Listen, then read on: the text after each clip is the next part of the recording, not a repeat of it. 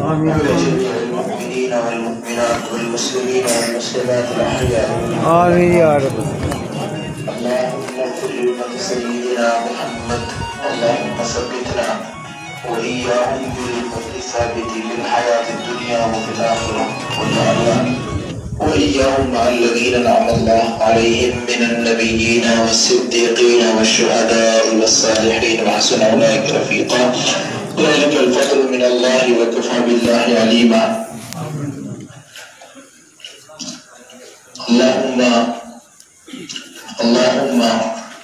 اللهم أنت خلقته وأنت رزقته وأنت هديته للإسلام وأنت خلقت روحه وأنت تعلم سره وعلانيته جئنا شفاعة فاغفر له. نسألك بجلال وجهك وعظيم سلطانك ونتوسل إليك بجاه نبيك سيدنا محمد صلى الله عليه وسلم. يا محمد يا أحمد يا أبا القاسم إنا نتوسل بك إلى الله أن تغفر لنا وترحمنا وتطهر قلوبنا بتطهيرك. اللهم شفعه فينا بجاهه عندك.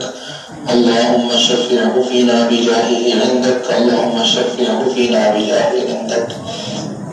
ببركة إن الله وملائكته يصلون على النبي يا أيها الذين آمنوا صلوا عليه وسلموا تسليما. والصلاة والسلام عليك يا سيد المرسلين.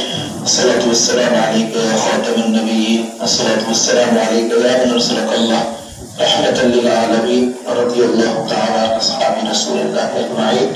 بفضل سبحان ربك رب العزة عما يصفون وسلام على المرسلين وسلام على الغائبين والحاضرين والحمد لله رب العالمين. والسلام عليكم ورحمة الله تعالى وبركاته.